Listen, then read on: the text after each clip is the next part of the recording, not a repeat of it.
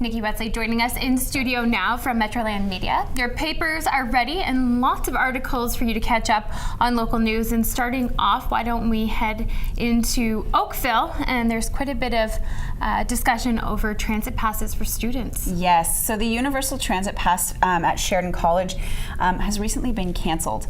And this is a really big deal because they've also canceled their shuttles in between the various campuses. So there's the campus in Oakville and in Mississauga and up in Brampton.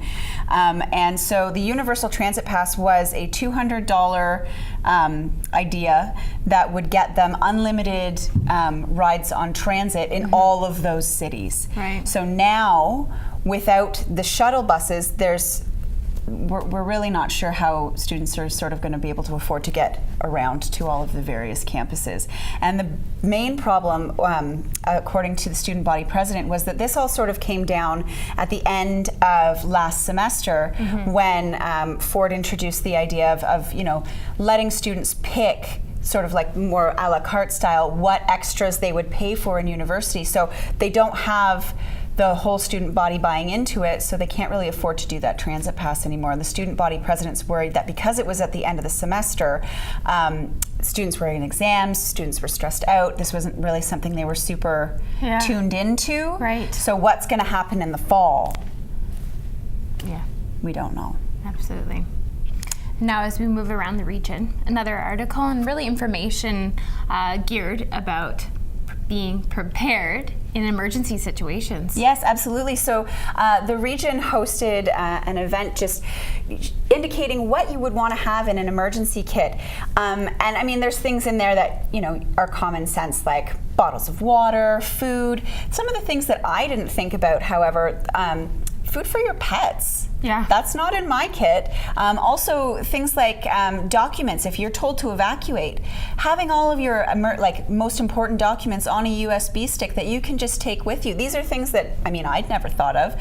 So the region has a full list of things suggested on their website, and it's under 72-hour preparedness. Great. And now some discussion in Burlington. We know this has been quite a hot topic regarding Strathcona Drive. Yes, so Strathcona Drive recently has been fighting a sidewalk being put in on their street. And unfortunately, it has been passed. The sidewalk is coming now. Approximately 80%, according to residents, did not want this to be put in. And also, the only person who voted against it in council was the mayor. Marianne Mead Ward said, we're fighting to keep our green space, and this is yet another elimination of green space in our city. Right. So all those details are in the article, of course, for residents to take a look and see where that stretch of road will be going in, construction, etc. Well, it's the sidewalk, yes, on the road. Absolutely. And it's, of course, also on InsideHalton.com if they don't get the post. Great. And now, as we head up to Milton, such a beautiful story up there that you guys captured, and that is? So I had the pleasure of meeting this young lady. This is Jean Craig, who turned 100 this week.